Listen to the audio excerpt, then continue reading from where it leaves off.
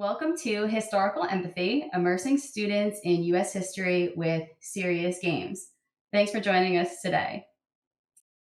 All right.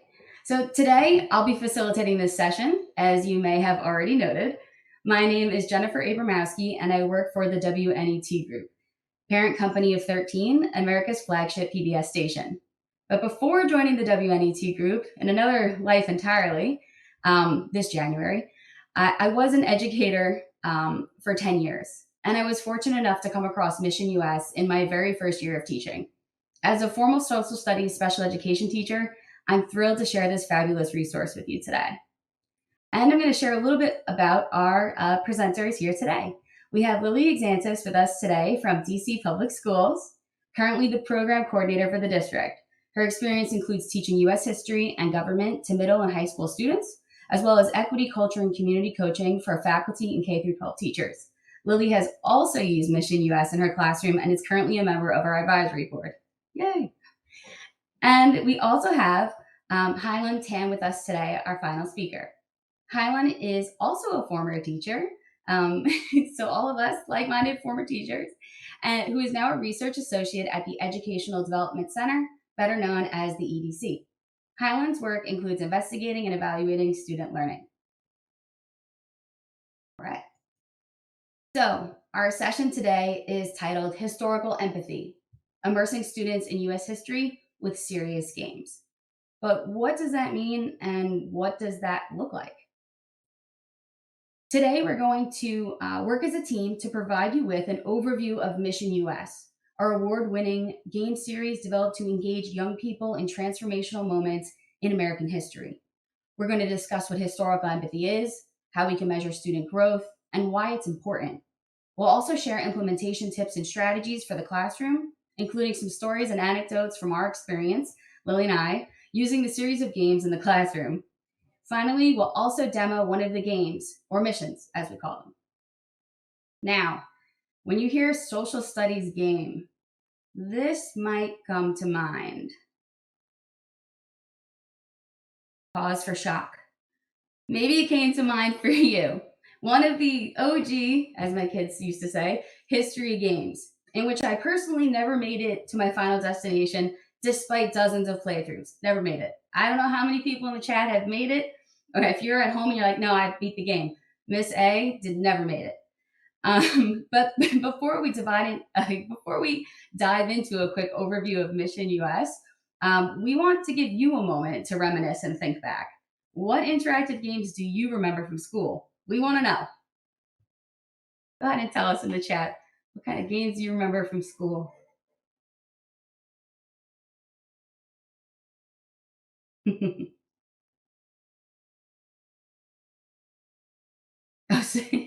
I see some people reminiscing on their experience playing on the Oregon Trail.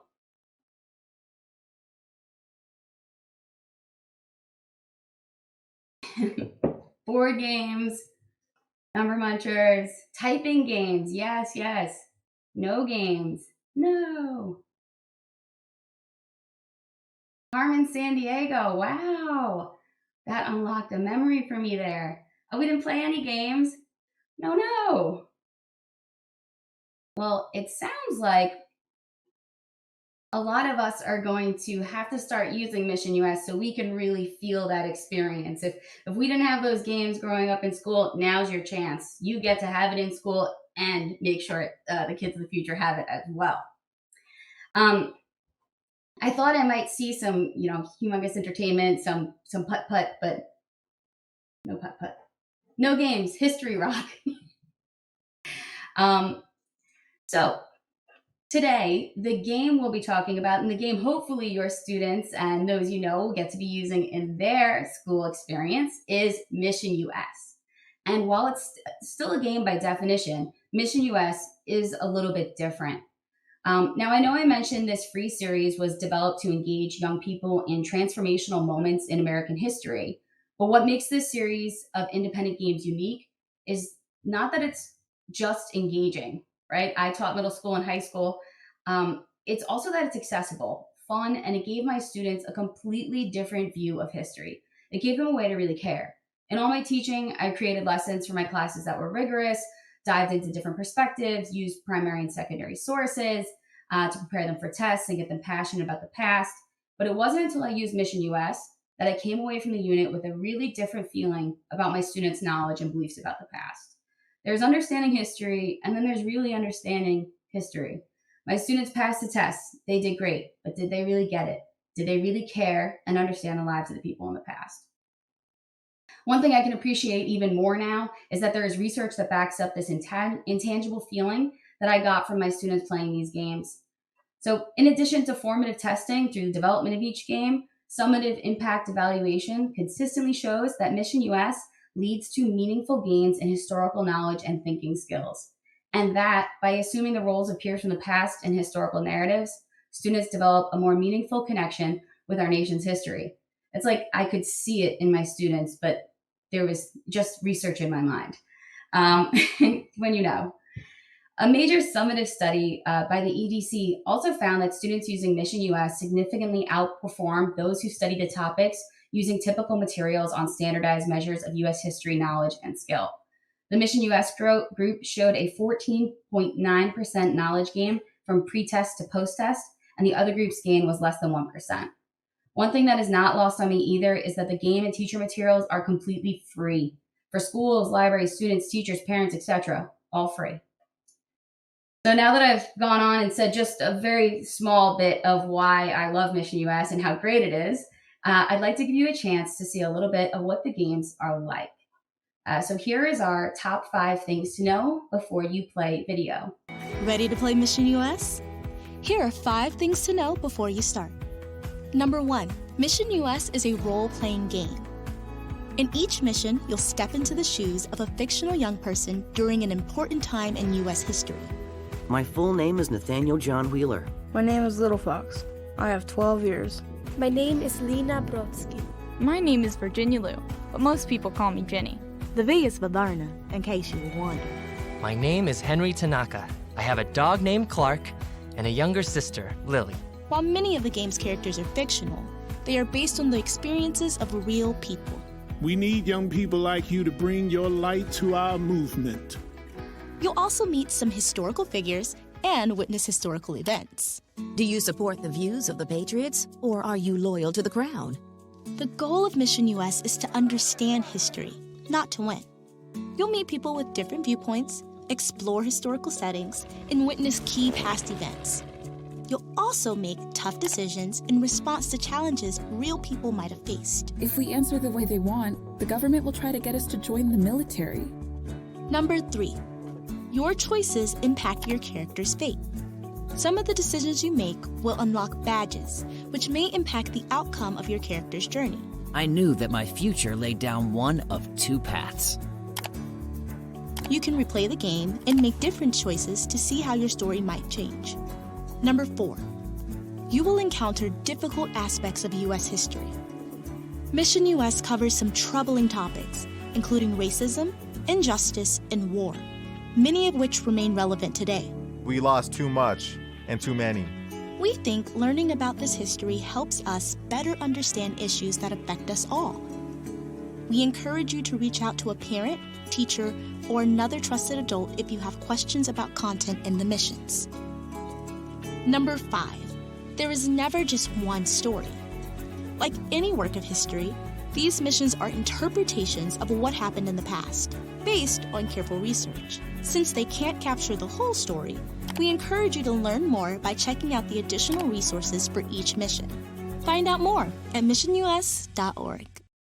All right, so that video is a really nice introduction to what's available, to the games that are available on our site, and what is it like to really play some of the games. And that video is also available on our site, so you can use it as an introduction to students so they can understand what it means to play Mission US. Before we talk about the missions themselves that are available, Hai Lun is going to talk about one of the core principles that drives our work and the games, historical empathy. Hi, everyone. Welcome again. So I'm just going to jump right into it. So one of the core components of tonight's webinar is historical empathy. But what is it? I usually like to define things first. So let's go ahead and define what historical empathy is. So historical empathy is really a skill and a process that draws on students' cognitive and affective engagement with historical figures to better understand how they thought, how they felt, and how they acted within their specific socio-historical contexts. This is a definition from authors Jason Endicott and Sarah Brooks, who research historical empathy. And taking a look at the chart there, the chart illustrates three disparate but intertwined aspects of historical empathy. So these three aspects come together to form historical empathy. We have the historical context at the top, the perspective taking, and the affective connections. So taking this all together, historical empathy is really more than just understanding the historical context of what happened objectively in the past.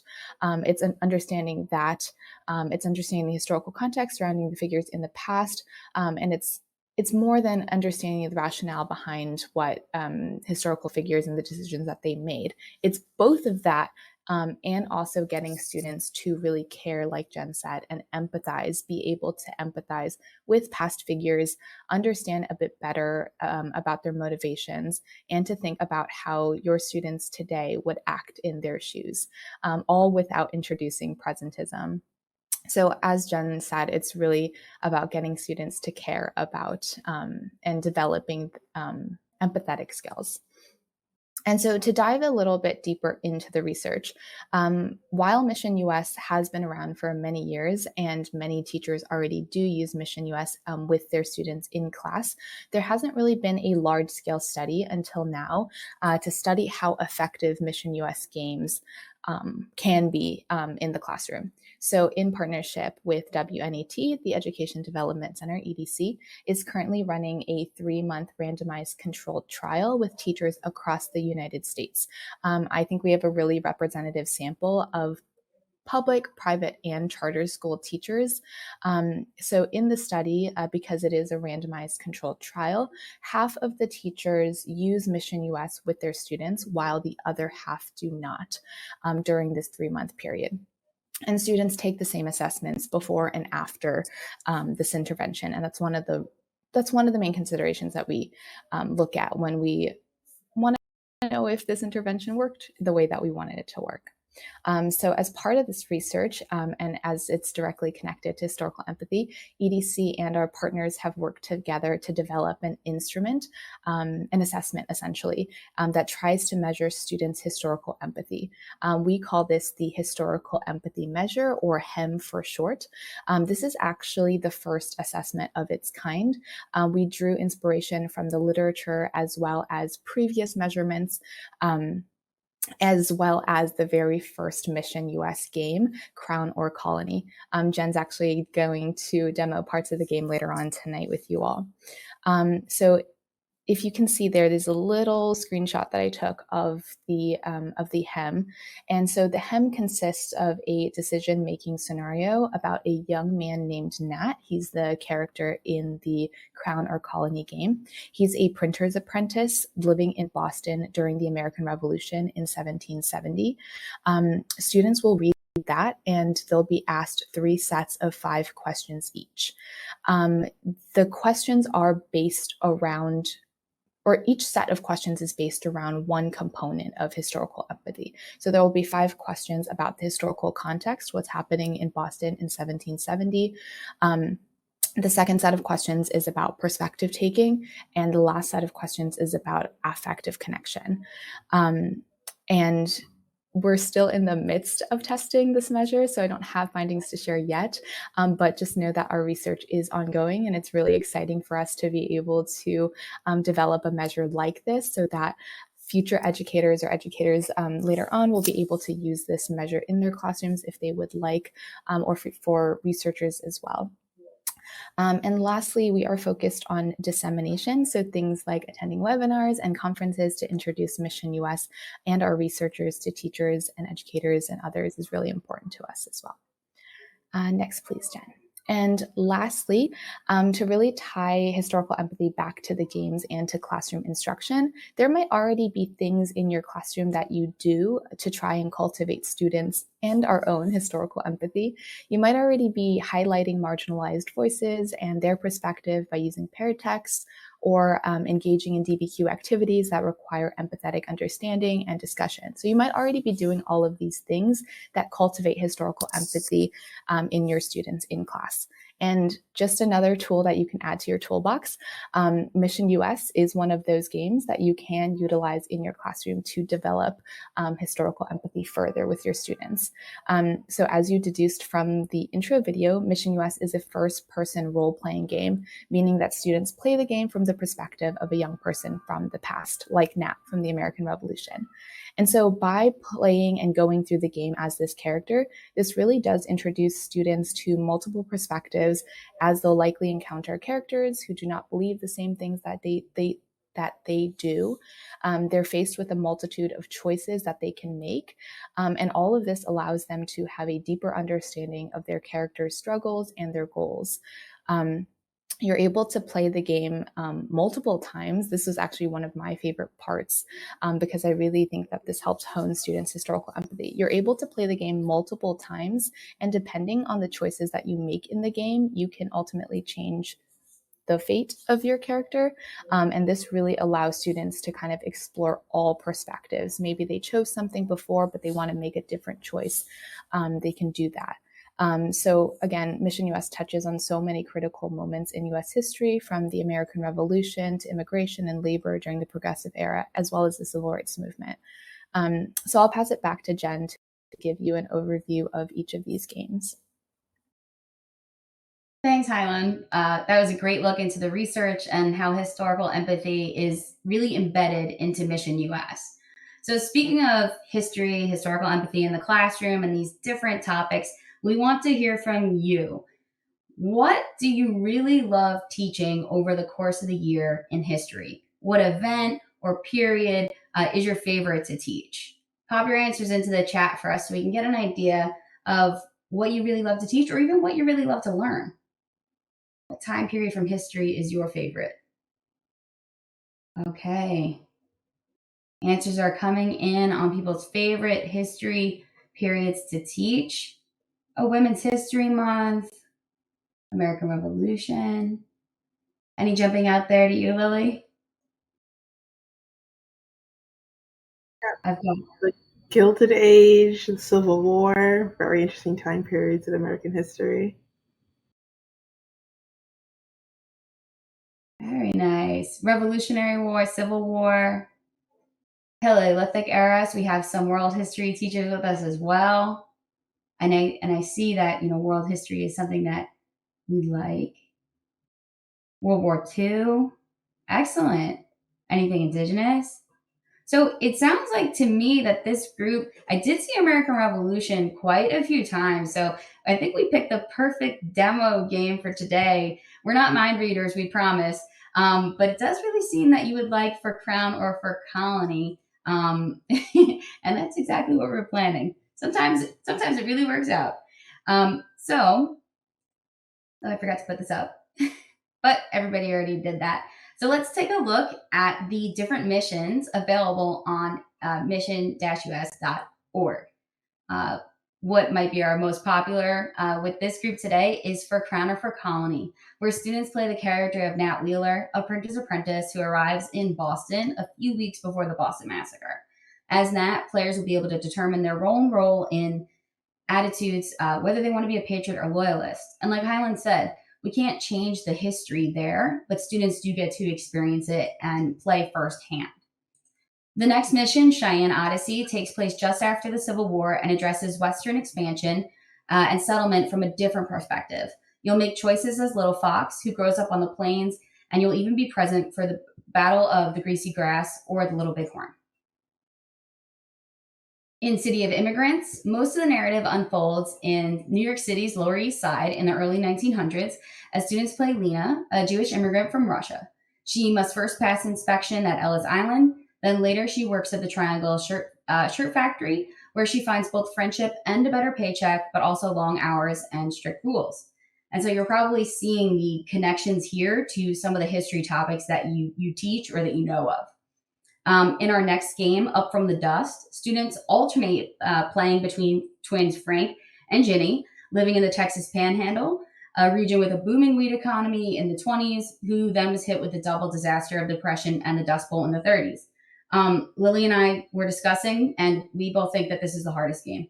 Not that all these that the games are like exceptionally hard. There's no winning, but this one is exceptionally challenging. The next game that we have, and these are in chronological order from history, is Prisoner in My Homeland.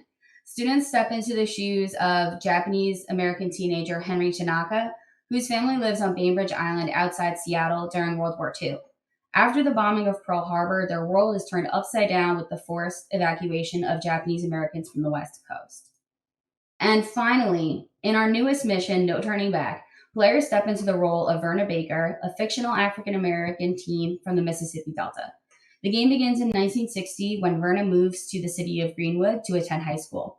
The game focuses on the beginnings of the civil rights movement and the important role that youth played in bringing about change. Now, each of these games deals with a transformative point in American history. And speaking of No Turning Back, and the fabulous work that Mission US does to address these difficult points in US history, we have our awards here on the screen, but I accidentally forgot to put mine up there, my personal award from a teacher who has used this for 10 years. So you'll notice that it's missing. It wouldn't have been as pretty anyways. But we have most recently won an award for No Turning Back. We were awarded the gold medal at the 2023 International Serious Play Awards in the K through 12 education category.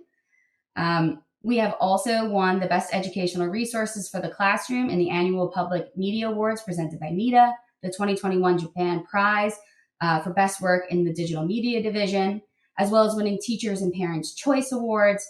And we were nominated, honored, and finalists for a variety of awards, including the G Learning Game Awards, Daytime Emmy Awards, Webby Awards, and more.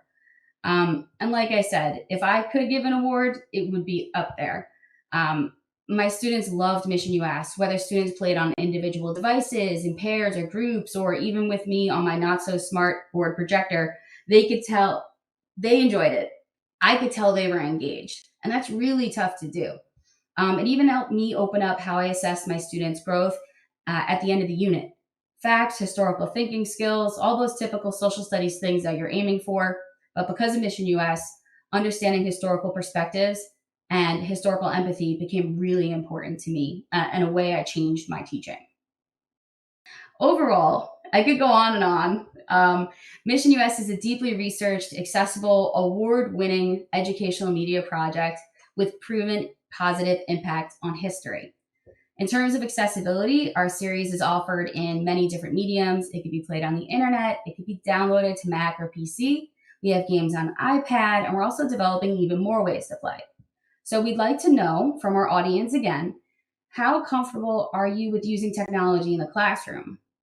I know a lot of us said we didn't get the opportunity to play games when we were teaching or when we were students, but now that you might be in a different role, how does your comfortability with technology? See people jumping in the chat. We're also going to throw a poll for you all.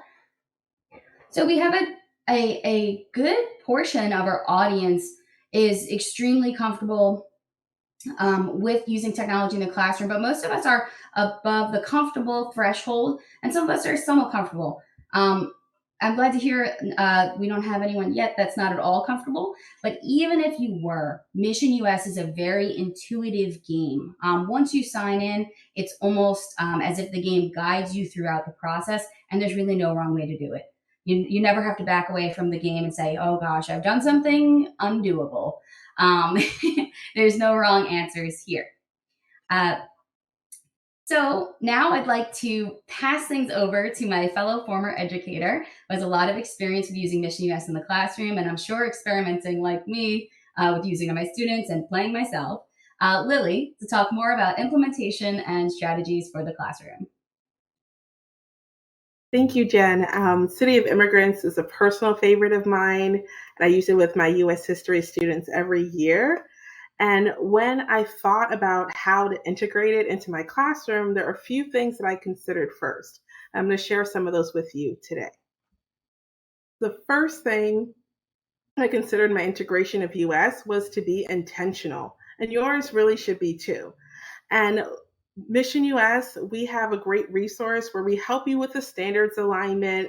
So you'll be able to examine your curriculum and your pacing guide and schedule to determine where in the course of the year it fits in, but how it's going to be used in your classroom is totally up to you.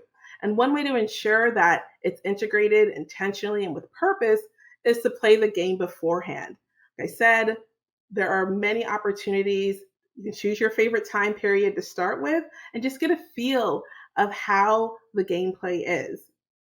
This will also help you with your lesson planning when you're looking into how to integrate and support it with whatever other curricular tasks you have throughout the year that will be required for your district. You'll be able to be intentional about that as well. You can also use Mission US as your core instructional tool, something that I did using a mission where we did a part every day, or you can offer it as homework or even extra credit. I mean, when often do you hear students say, I'm going to go play a game for extra credit during the school year? So you can do anything in between, but we just want you to highly encourage that you have a clear vision of how you want to fit in your class. And this will also help with your technology needs. So some of you are super confident, somewhat comfortable, and I think playing the game and being aware of the challenges that your school-based environment may have. Maybe you don't have laptops every week. Maybe you want to decide to play it on the, as Jen said, not so smart board as a whole class, which I did several times with my middle schoolers. It's all up to you, but don't you know that we do have many ways in which this can work for you and your students. The next thing I would like to share is the support. So once you decide how you're going to utilize it in your classroom as homework, as a whole group, as partner activity, or even individually, you may be wondering, how am I going to make this come alive for my students? How am I going to support this historical empathy that we are building together as a group? And one of the things to be cognizant of is to use multiple skills. So we have a great resource that we're going to highlight later in our educator guide that helps you encourage your students to use more skills when it comes to their learning and development around historical events. So we have primary sources for you to look at, vocabulary strategies, and building tools so that they're not just getting the knowledge of the experience, but also find ways to apply that knowledge and develop those skills. Another way is to connect it to the present and the future. So one of the great things about Mission US is because it is part of American history, it never really ends. We can see the remnants of those events and those experiences in our present day. And one of the things that came out is when I played, I actually offered Up for the Dust to my students as an alternative assignment, and my students ran with it. They were so excited. Particularly, I was teaching high school U.S. history to juniors and seniors, so they were a little like, is this really for us? And then they fell in love with it. And what I noticed is the rich conversations they had, and they wanted to learn more about this time period, which led me to collaborate with my librarian and build a interactive unit with our English teacher to have them write a monologue or performance piece based on a different identity group of American history. So instead of doing what's the typical narrative, they were inspired to look at Asian American experiences, Indigenous people's experiences, African American and Latinx. So they had a plethora of perspectives to experience the Dust Bowl and the Great Depression. The final thing is, as I shared, is to be responsive. So one thing that I'm going to be completely honest here, I did not play every single mission the first time. I was super excited, and I let my students play and explore. So we did from Crown of Colony together, and then they were like, oh, I saw this on the website too, Miss E. Can I play? And I was like, sure, absolutely. And in my eagerness to meet the needs of my students and have them excited about history, since it is usually not their favorite subject, one of the things that popped up was war. And my students were surprised, and I was also surprised, and they had lots of questions. And so instead of shutting down and saying, okay, we're not going to address this, I built time in my schedule to say, okay, you guys played the game. This is what your classmates did, and these are the concerns that you have. So I was able to shift, in that time period to meet the needs of my students and listen to them and implement some discussion protocols so that the learning wasn't stifled and that they really were able to process what they learned or were hearing from the game. Another option that we definitely suggest is to have an opt-out activity or assignment for your students. As we are doing serious games, serious history, serious topics, not every student is going to respond the way that we plan for. So because all of our students are different, I highly encourage that maybe instead of using the game or using all parts, when you play the game ahead of time, you choose the parts that are going to be meaningful to your students if they have any concerns, and that you really take the time to know what the events are going to be per se and what topics may arise as your students play the game. And this may be a little bit daunting to look at and kind of consider. And so we do have an educator guide for you to utilize as you integrate Mission US into your learning for the year. And I'm going to pass it back to Jen, who's going to show you more about what that resource is available to you. Thanks, Lily. I love the idea of using Mission US in an intentional, supportive, and responsive way. I'm thinking all the way back to when I first started teaching and how much I've grown as an educator since then. I think intentional, supportive, and responsive were the ideal that I was striving for, but might not have had the words exactly to put that effort towards. And so those are really fantastic things to keep in mind as you implement the game and the missions in your classroom. And speaking of what I was doing 10 years ago in my first year as an educator, teaching grades 6, 7, and 8 social studies special education at the same time. Yes, it was very stressful, and shout out to everybody out there who's teaching currently, no matter how many grade levels or preps you have. It is extremely hard work, and especially being a first year teacher, I was overwhelmed with having to create a lesson plan for everything. And when I found Mission US, I was overjoyed because not only was it a game, but also it had this gigantic stack of educator materials. Now, no, they did not mail an educator material stack. I printed the whole thing. Shame about how much paper I used, but I needed it. And it definitely helped. I had DBQs, reflection questions, primary sources, and everything I could possibly need to integrate Mission US into my curriculum. And now as a special education social studies teacher, I did have the benefit of being able to kind of mold my curriculum as I needed to my students' needs. But what I found with Mission US over the years is that you can adapt it to your curriculum. You can adapt it to the time constraints.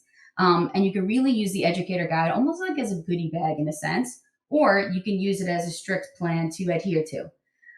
As I became a more experienced teacher, I curated things a bit more based on the educator guide. And that's what I really love about the Mission US teacher materials. It gave me everything I needed, organized and upfront to use the game in the classroom to help my students grow as historians and learners. And then it allowed me a place to pick out the resources that work best as I developed my own plans for how to teach and use the game. With that being said, our very comprehensive educator guide has been developed and reworked over the years with the feedback and help of teachers, and always with the classroom in mind. What you're seeing on the screen here is a snapshot of the teach page, and it's circled in red. That's part of the Mission US website. I'm really excited to share some awesome behind the scenes work we're doing and bringing to the site and educators like you. Perks of working for WNET. Now I know all the Mission US scoop. We are currently in the process of updating our educator guides and consolidating them based on teacher feedback as well as research, which is very important to us.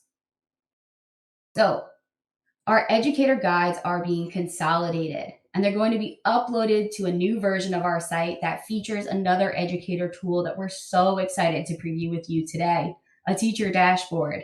Cue the applause. the confetti, you name it. Yes, everything. A teacher dashboard. And it's so thoughtfully and well done. So this teacher dashboard feature is going to be added to the top bar, as you can see here, for accessibility. Right now on our current site, we have Play, Teach, and About. This dashboard feature is going to be added. There will be a Manage Classes button where teachers can add an entire set of usernames and manage student passwords. 10 years ago, I created 40 different accounts, one by one, and then my students proceeded to forget their passwords. Cue the tears on my end, and, a lot of hair ripping out for me. Now you can create a class set of accounts and passwords, okay, once this feature is released. So on the dashboard itself, as you can see on the screen, so if you take a look more towards the center, away from the arrow, you can see how many students began each part of the game and how many have finished. And on our beta side here, we have City of Immigrants being shown. So it shows you how many students started, how many students finished, and what percentage of the exit tickets students got correct. Each game is also going to be programmed to include exit ticket questions, as I just mentioned, throughout the game. On the teacher dashboard, there will be a section to view the data from these exit tickets, as well as to quickly access educator guide materials, including discussion prompts and activities. This page shows here the exit ticket data from each part of the game. I've selected scores from part one. I've selected data from part one. We could see the individual student scores and overall class scores. There'll also be teaching tips for questions that students need extra support with. So again, this is a really exciting development that is coming soon. So not only are we constantly improving our educator materials with teacher feedback, we are continually looking to improve the user experience and accessibility. We're so glad to announce that there are currently Chromebook apps available for Crown or for Colony and a Cheyenne Odyssey. As you can see on the image on the screen, there are links on the game pages on our website for downloading the games to PC, Chromebook, and Mac. We are also developing an interactive self-paced PD module, and we're also making a new game called Spirit of a Nation. More applause, more confetti. And this process does take time, so this is a very early announcement. Please, nobody log on to mission-us.org and start looking for this game tomorrow. Unfortunately, the world does not move that fast, but we're trying. So a little bit about Spirit of a Nation. Players are immersed in the experiences of fictionalized Appalachian characters before and after first contact with European explorers in the 1500s and 1600s. The characters you see here are Nikki, Akalati, and Asta. Nikki Stewart is on the left, a descendant of the Appalachee who spends her summer as an intern at Mission San Luis in Florida, where she curates an archaeological collection about the Appalachee from the past, including pieces that relate to the lives of Akalati and Asta, two characters from the 1500s that students play as they take on the role of peers from the past. The game will look at different periods of history, including contact with the Spanish and the development of the mission. That is as much as I can say right now. As I said, it's still in development, but we are so excited to share this free series of games with you and want to provide you with an opportunity to see just how great one of these games is. We sort of spoiled it already because a lot of us in the chat said American Revolution is awesome. So we're going to demo for Crown or for Colony.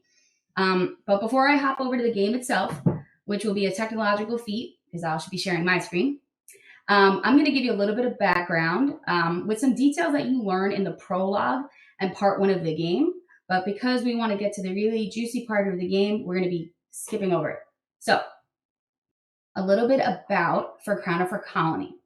You'll be playing as Nat, a young boy who leaves his family's farm to move to Boston and become an apprentice to Mr. Eads for the Boston Gazette. Your father helps you negotiate your contract as an apprentice, and then your work as an apprentice begins. And these are screenshots from the game.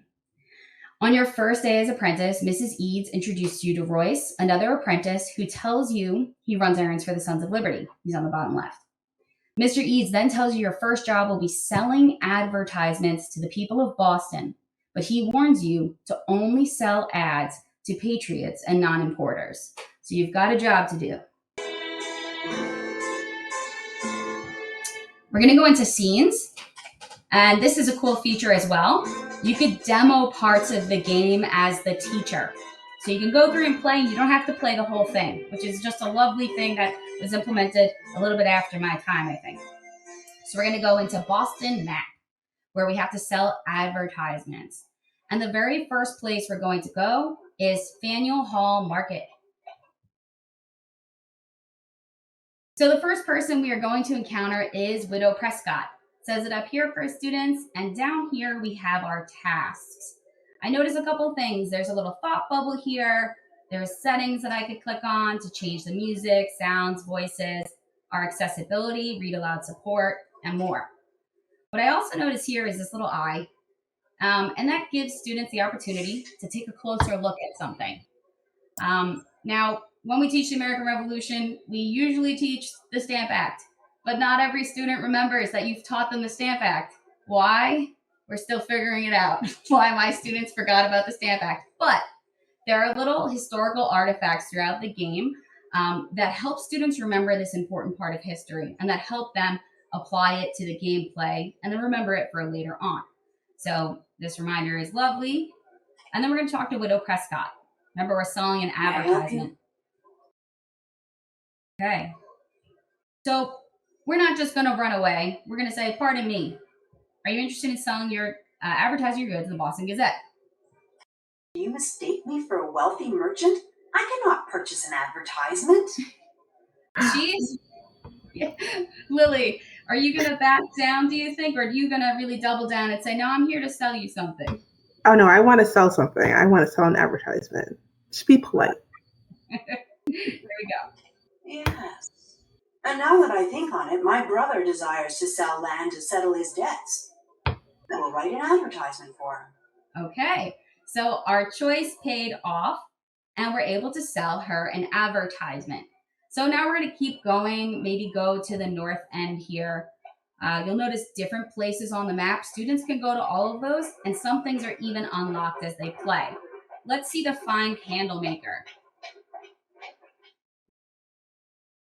Okay, Mr. Langdon. Good day, young sir. What can I do for you? Again, we're going to make the choice that we want to sell, but students can back out. The Boston Gazette. Doesn't that paper support the patriot cause? With a shop to run, I cannot appear to favor one side over another. What you'll see here is a smart word. When you click on that, it pops up with the definition, and then it keeps the smart word definitions here in this menu. Excuse me. Okay. So, Hai Lun, I'm going to ask you, what do you think we should say to Mr. Langdon? I don't want to leave. I don't want to push the envelope too much. Maybe we'll go with the middle choice there. Okay. These tense times, one cannot be too careful. Nay, I think I shall pass.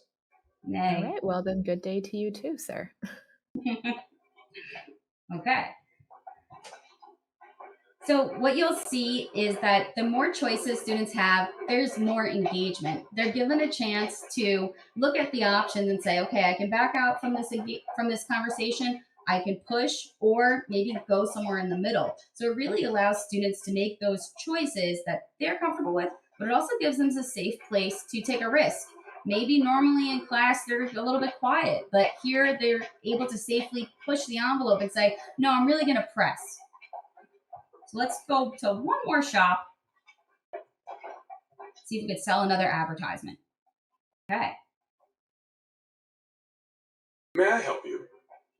All right. So we are trying to sell an advertisement. The Gazette? You have great nerve asking that. I'm going to bounce back to Lily. What do you think? You have great nerve asking that.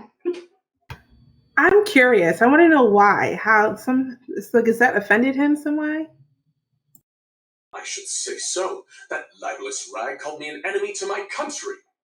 Whoa. I'm going to say we're sorry to hear that. They hope to punish me for selling English goods, though that is how I support my family. And so here's where students get to do a little bit of digging and investigating and learning about those perspectives from history that they may not get a firsthand look at otherwise, right? We're looking at primary sources, we're looking at secondary sources, and we try to present them both in an equal way. But here we're looking at someone who's telling their story straight to the student, and they get to investigate further. What's this perspective really about? What are the reasons behind it? So what do we think? Option 1 or 2, like 1 top, 2 bottom?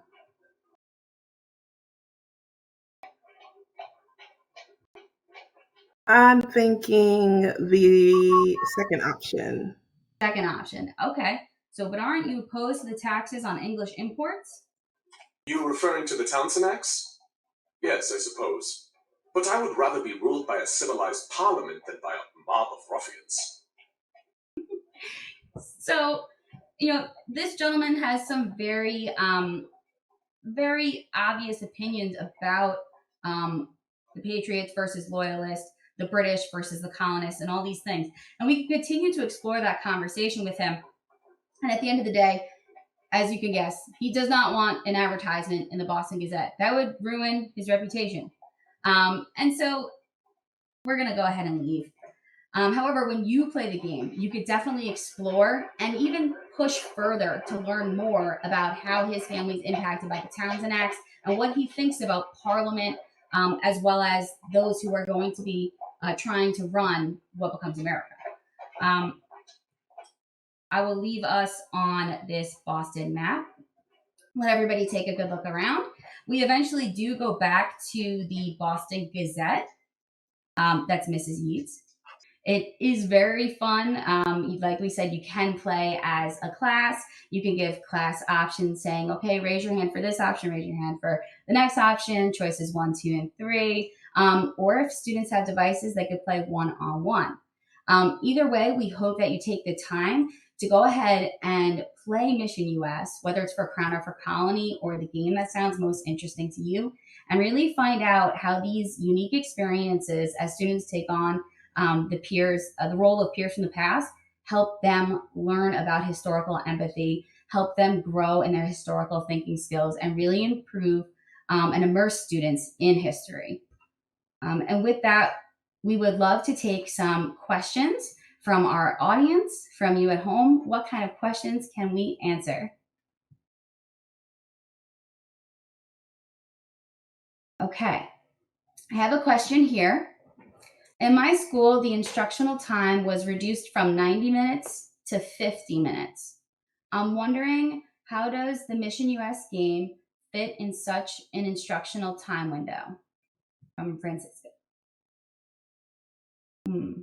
Lily, would you want to take that question on? Absolutely. What I did with my students is during our work time, we would spend time, and because the game is separated in parts take about 20 to 30 minutes. So you should be able to do one part a day, if that works for you, or every other day, so that your students are able to engage. Thank you, Lily. We have another question here. Would the mission set in the Industrial Revolution be appropriate for third graders? Now, this is a great point. Mission US was originally designed for middle school, but as you heard from both Lily and myself, I taught middle school. Lily also taught middle and high school. We used it in middle and high school settings. However, City of Immigrants, we know that in New York State and in many other states, in fourth grade, you talk about immigration. In third grade, you might even talk about immigration as well. With some scaffolding, with using Mission US in an intentional, responsive, and supportive way, you could use it with third grade. But again, you have to take those ideas and concepts into consideration and scaffold it for your students. There's smart words, there's read alouds, and there's other accessibility features that help allow third graders to play. But in terms of content, you're going to want to screen the game beforehand and make sure you're applying those implementation strategies that Lily mentioned to really make this game effective and appropriate for your students. Let's see. Questions about the game topic. Let's see. How do the game topics get chosen? Okay. So I can talk about this, or Highland, I don't know if you want me to take. Oh, no, I'll talk about this. Yeah. I'm such a talker. This is what my friends say, but I never let anybody get a word in. So we take a look at the need. What kind of topics, what sort of transformative moments in United States history would students benefit from learning more about? We conduct polls from teachers, we consult with teachers, we get their advice and their feedback. And we also take a look at different communities, right? So when we developed the Prisoner in My Homeland, we worked extensively with the community at hand, including the Historical Society of Bainbridge Island. Let's see some other questions. Are there plans to develop a game that includes an important part of Mexican Americans and U.S. history in the 20th century? Oh, I love that question. Right now, we only work on one game at a time, but the fact that you asked, I'm going to write it down. And that is definitely a topic that we can work on even before we release the next game, is what topics are important for educators today in the coming future. Right? So we appreciate teacher feedback.